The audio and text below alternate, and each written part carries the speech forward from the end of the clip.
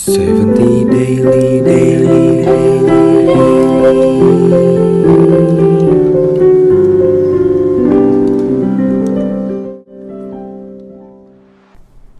Halo teman-teman pendengar Radio Bulungan.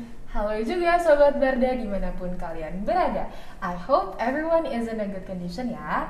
It's been so long sejak kita ketemu di podcast nggak sih Sobat Barda. Dan akhirnya pada akhir ini kita ketemu lagi untuk ngobrol-ngobrol bareng Sobat Barda semuanya. Yeay. Sebelumnya kita perkenalan dulu nggak sih? Perkenalkan, nama aku Karissa, biasa dipanggil Ica. Dan aku Aisyah. Kita berdua yang akan nemenin Sobat Barda hari ini ngobrol-ngobrol gitu. Bener banget, ngomong-ngomong kita hari ini bakal ngomongin apa nih? Coba hari ini hari apa, Cak? Jumat, Tanggalnya? 12 Agustus. Emang ada apa sih? Jadi, 12 Agustus adalah Hari Remaja Internasional. Ya harinya kita dong ya berarti ya. Ya. Jadi di podcast kali ini kita akan membahas semua tentang remaja, nggak semua sih. Oke, gini. Ngomong-ngomong, kamu tahu gak sih, kita kan remaja nih, Sobat Barda juga pasti remaja. Kita yang sekarang termasuk ke dalam generasi Z. Ya, generasi Z. Yang lahir tahun 1996 sampai 2010. Kamu tahu nggak? Atau aku mau minta pendapat kamu, stereotip menurut kamu generasi Z itu kayak gimana sih? Kalau menurut aku ya, stereotip Gen Z dari orang-orang ya, biasanya tuh kita sering menggunakan bahasa gaul ya, bahasa Jaksel yang sering dicampur-campur biasanya dengan bahasa Inggris yang kayak kita tadi sebelumnya ya kan. Terus kita juga memiliki habit yang biasa kita lakukan di sosmed, misalnya kayak foto makanan sebelum di-post gitu kan. Cekrek posting. Harusnya malah berdoa kan. Iya, Terus kita kadang juga sering upload konten-konten di TikTok, Instagram ataupun platform lainnya. Tapi bagusnya sih pasti pengetahuan kita juga jauh lebih berkembang kan ya, terutama di awareness-nya serta mentality-nya. Oke, tapi terlepas dari semua tasaran tadi yang kita omongin, ada juga nggak sih dampak negatifnya? Ada dong pasti. Kayak misalnya kita dikomenin atau misalnya beda persepsi sama generasi-generasi terdahulu kita gitu. Contoh nih, aku pernah lihat di satu platform social media kalau misalnya ternyata perbedaan generasi kita, generasi remaja yang sekarang dengan generasi orang tua, apalagi dalam segi surviving life-nya tuh beda banget. Beda zaman. Gitu. Terus aku juga lihat di komen-komennya katanya mental generasi yang sekarang tuh lebih lemah. Segitu ya tuh, Cak. Ya, tapi ya mau gimana, emang namanya udah beda zamannya udah jauh banget. Generasinya juga beda gitu. Oke. Mungkin itu salah satu dampak negatifnya ya. Apalagi kan orang tua termasuk Gen X dan Gen Y kan. Jadi kita tuh paling terkena dampaknya karena orang tua tuh paling deket sama kita. Jadi dan kemungkinan kita terkena dampaknya tuh ya juga ada gitu. Ya, jadi kita sering dikasih ekspektasi tinggi oleh orang tua kita gitu. Benar. Banyak kayaknya yang bisa mengalami, bisa relatable lah sama hal yang kita omongin. Untuk ngebahas lebih lanjut, aku baru inget nih, Cak. Jadi kemarin itu ada Sobat Barda yang sempat curhat di laman Instagram Barda @barda70 mengenai hal serupa. Langsung aja kita bacain ya. Oke, curhatan yang pertama dari Sobat Barda. Sobat Barda bilang, aku nggak tahu ini nyambung atau enggak, tapi semoga nyambung ya. Ibu aku tuh suka banget ngungkit-ngungkit zaman dulu. Misalnya kalau aku ada kesalahan pasti dibilang, kok kamu kayak gini sih? Kalau ibu zaman dulu bla bla bla bla bla. Ya mirip-mirip dibandingin gitu loh, kayak semuanya dibandingin. Padahal nggak semua bisa dibandingin kan, apalagi zamannya udah beda gitu. Jadi ibu aku selalu mikirnya semua bisa disamain kayak zaman dulu gitu. Segitu aja dari aku. Oke, mungkin banyak kali ya ngerasa, karena jujur aku juga. Kita juga pasti setiap remaja pernah. Oke, tapi nggak apa-apa, aku punya tips and trick kan, Ica. Aku izin jelasin ya? Ya boleh. Oke, jadi bagaimanapun Sobat Barda, jawabannya cuma satu, yaitu komunikasi. Sobat Barda harus membangun komunikasi yang baik dengan orang tua Sobat Barda, supaya orang tua Sobat Barda tuh bisa tahu apa sih yang Sobat Barda rasain, atau apa sih yang ada di pikiran, ada di hati Sobat Barda gitu. Nah, terus gimana caranya membangun komunikasi yang baik dengan orang tua? Caranya, salah satunya adalah dengan membangun komunikasi asertif. Komunikasi asertif adalah komunikasi mengungkapkan perasaan diri sendiri tanpa memojokkan orang lain.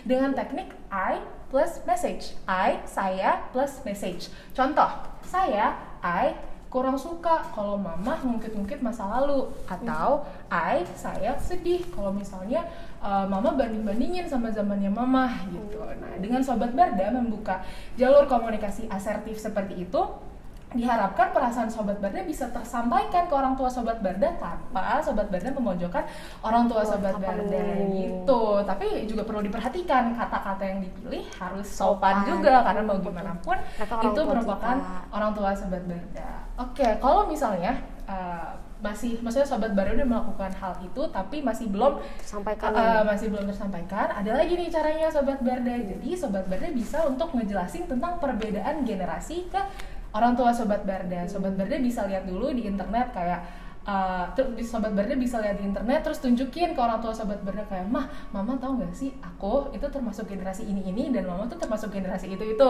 karakteristiknya ini itu bla bla bla, dijelasin sampai mama Sobat Barda ngerti.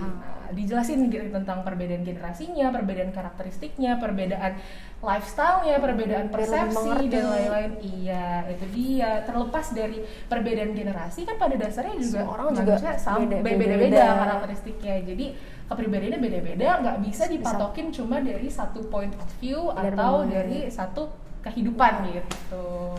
Kita kira-kira semoga ya Sobat Barda tadi yang curhat terjawab ya. Ya, aku langsung aja ke curhatan kedua dari Sobat Barda. Halo Barda, semoga cerita yang aku bisa diangkat ya. Jadi aku sering banget merasa apapun, sekeras apapun usaha yang aku lakukan itu gak akan memuaskan kedua orang tuaku. Kemarin tepat 27 Juni, harinya bagi rapot, aku merasa nilai-nilai yang aku peroleh itu sangatlah cukup, malah di luar ekspektasiku in a good way. Tapi mereka pulang kantor menaruh rapot aku di kasurku dan no single words terucapkan dari mulut mereka. Am I not good enough? Will I ever be good enough for them? Sometimes I really wish my parents lebih tahu tentang seluk-beluk masalah yang dihadapin teenagers. I'm sure they all pernah di posisi kita kan, tapi kenapa mereka nggak ngerti? All I need was an appreciation. Anyway, thank you Barda, good luck ya buat kedepannya. Kayaknya kita harus apresiasi dulu Sobat Barda ini karena udah bisa dapet nilai yang bagus. Semoga kamu bisa mempertahankan nilainya ya. Amin. Oke, mungkin aku langsung aja kali ya ke tips bagaimana untuk masalah ini. Jadi sama kayak curhatan pertama tadi, kuncinya cuma satu, yaitu komunikasi. Nah, komunikasi bisa dilakukan secara asertif yang sudah dijelaskan tadi dengan teknik I plus message. Kita bisa mengungkapkan pendapat kita, terus isi perasaan kita, isi pikiran kita agar orang tua kita lebih mengerti apa yang kita rasakan. Terus juga harus ingat tetap sopan karena bagaimanapun mereka tetap orang tua kita. Ya itu kita juga harus mengubah pola pikir kita yang selalu berpikir negatif, karena dengan berpikir negatif kita kan jadi perasaannya jadi ikut negatif juga gitu. Padahal sebenarnya kita sudah melakukan yang terbaik kan. Terus kita tidak boleh menyalahkan diri kita sendiri. Terus juga kita harus berhenti melakukan hal untuk mendapatkan validasi dari orang tua maupun orang lain. Karena sebenarnya kita melakukan hal yang kita sukai ya karena untuk diri kita sendiri. Yang tahu usahanya juga kita sendiri, ya kan? Jadi usahanya emang kita sendiri gitu. Terus manfaatnya mungkin bisa kita ambil, terus kita bisa melakukan dengan keputusan untuk kita sendiri. Dan yang paling penting, kita nggak boleh membenci orang tua kita, meskipun kesannya mungkin orang tua kita kurang mengerti. Mungkin kita ngerasanya kayak, kok orang tuaku gini banget ya. Karena dengan membenci orang tua kita tuh malah menyakiti diri kita sendiri. Bagaimanapun kan sebenarnya orang tua sebenarnya pengen yang terbaik buat anaknya. Nah mungkin tips yang terakhir, kita bisa membangun lingkungan yang baik dari orang-orang sekitar selain keluarga. Bisa dari teman, sahabat, atau mungkin pasangan kali ya. Karena dengan lingkungan yang baik kita bisa mendapatkan motivasi ya untuk melakukan yang lebih baik juga. Terus kita bisa menjadi lebih nyaman di sekitar kita gitu. Karena jangan lupa juga kan emang dari awal tuh kita sama orang tua kita tuh beda generasi. Jadi mungkin beda persepsi gitu. Tadi aku mau ngelanjutin yang jangan membenci orang tua gitu, Sobat Barda. Terima kasih kepada Sobat Barda udah mau percaya ke Barda untuk curhat. Semoga tips dari kami bisa membantu untuk menyelesaikan masalah Sobat Barda. Dan terima kasih juga untuk Sobat Barda udah mendengarkan podcastnya sampai akhir. Selamat Hari Remaja Internasional. Aku Karissa. Dan aku Ayusha. Mohon maaf bila ada kesalahan dalam perkataan. Dadah. See you di next podcast.